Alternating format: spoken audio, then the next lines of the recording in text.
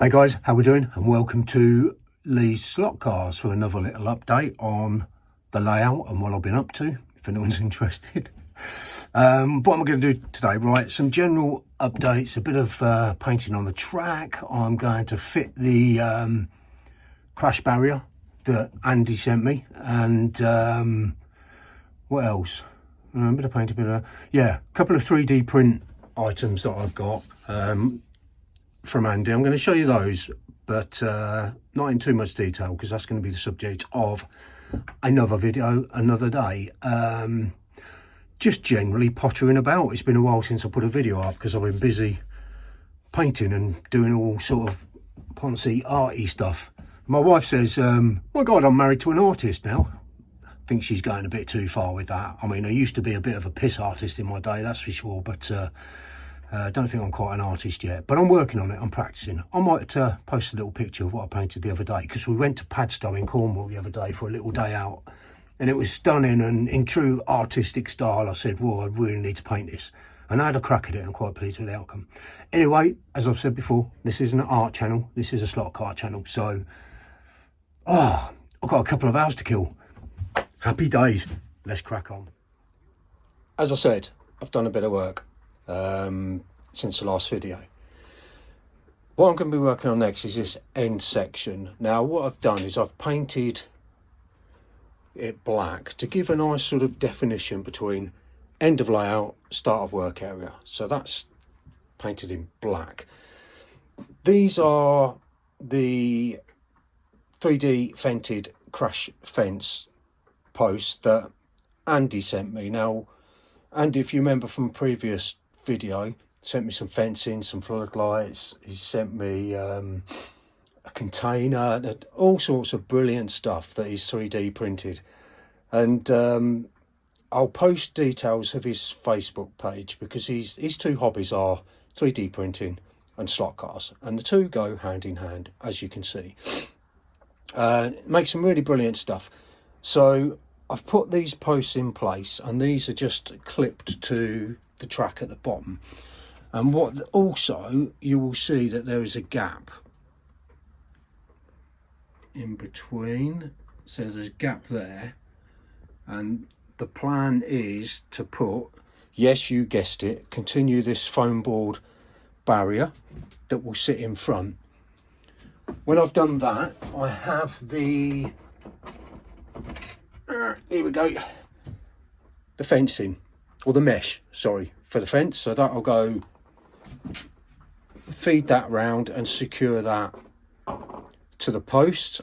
And then when that's done, I have some brake cable that will feed through the holes at the top of the barriers. So this will sort of resemble the, I don't know if it's barbed wire that they have, but then you always have, you've got the fence mesh and then you've got the wire at the top. So that is going to be the next challenge to get that done, but I need to give these another coat of silver paint because I've given them one, but obviously when you're painting on plastic, always best to give it a couple of coats. So now these are in place, it's going to be nice and easy just to run a brush of silver paint on those. So that will be this. Also, I've just roughly painted a black strip going all the way down here because I might make that into a road,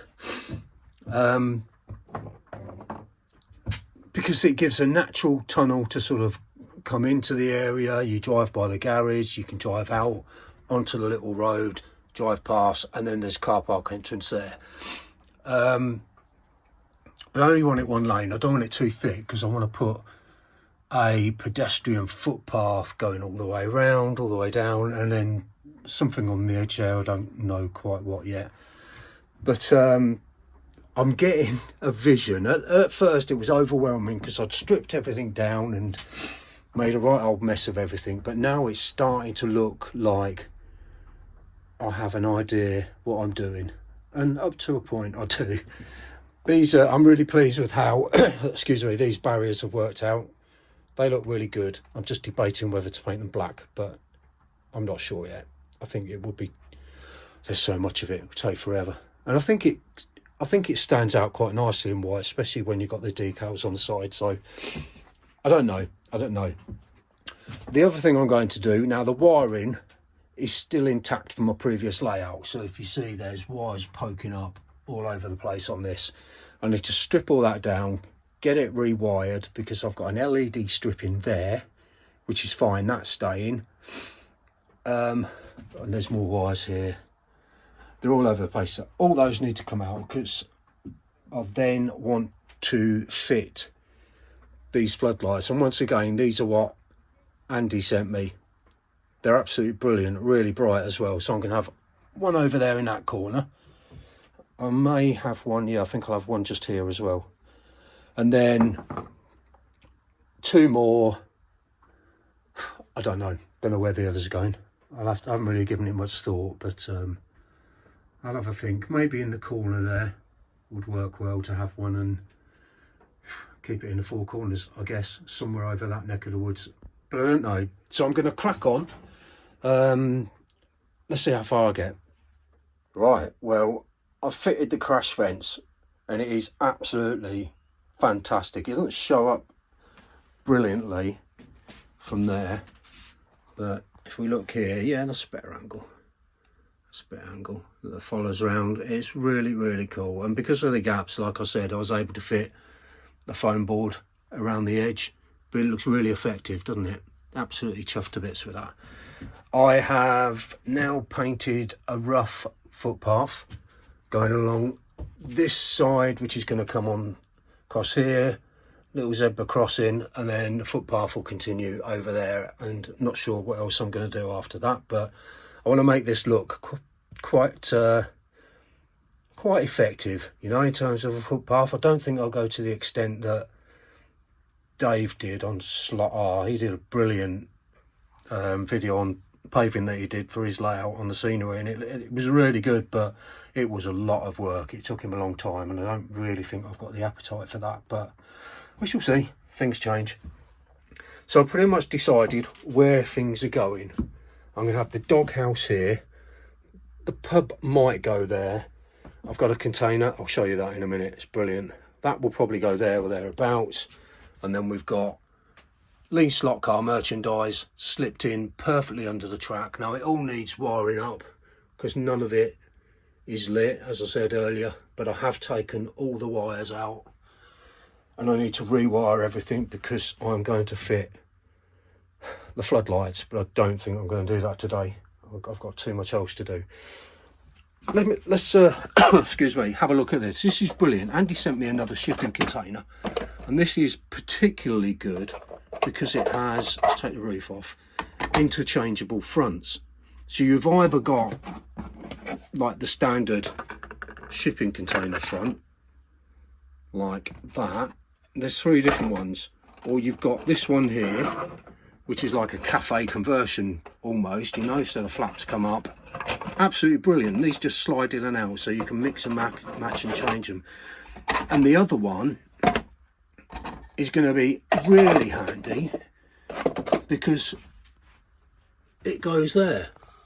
And this was another sort of slot in frontage for the shipping container, but as luck would have it, it is the perfect size to go just there. So that I can just take it out, build some interior in there, get it lit up, paint this, slap it back, and you've got a really good looking building there. So Andy, thanks so much for that, buddy. It's so cool. And this will get painted up using this front excuse me, as a cafe of sorts. Now Dave at Slot R, swinging round the layout, sent me, as I mentioned previously, some figures, some 3D print figures. I've made a start painting. I've just done the flesh colour for the time being. I've just grabbed a few, and this one still makes me chuckle. There you go. She's going to be topless, this old girl. I don't care. So I've made a start painting some of them figures, but also what else came with this is a coffee machine and some very tiny coffee mugs that are going to go in the cafe and maybe in the container. cafe. So we'll open the doors up, get it all painted inside and out, and then I've got the table kits from Magnetic Racing, so we can have some tables and benches in there for sort of food preparation, etc. And then the coffee machine that Dave sent and some of the mugs. So there's a lot to do. That's a big project in itself. The other thing I did was I painted this section here black, and it looks a lot sharper now. Now I don't know if I'm going to build anything. I probably will, you know me. When I've run out of space, I'll look for any other little morsel of space, and it will be this bit and this bit. But for the time being, space for me isn't an issue. I love the track, the way it runs, and all in all, I'm really pleased because my work area is a lot bigger as well, so it ticks every single box. What else are we going to do? I don't even know what I'm going to do today to finish off. I'll have a think. Right, I'm going to put some decals on here, get that looking sharp and crisp, and then, oh look, that's one of my paintings. Yeah, Snowy Mountain. My sister wants that, and that's a bit of a Dartmoor scenery. Oh, well, I'm doing it. I'm also showing them. Oh, there we go. And this is the one I did of Padstow. I did that the other day, so I'm getting a bit addicted. I need to stop. That's why I need to focus on the track for a couple of weeks before getting another canvas out. Right, I'm going to crack on. I think I've done about as much as I can for this video, because the next bits I've got to work on are quite big projects and will probably be like individual videos in their own right. So I'm going to cut this relatively short for now, and I'm going to have a bit of a play and run a couple of cars around the track, and in general have a good time enjoying the peace and quiet in the old slot shed. So thanks for watching, guys. You all take care, my friends.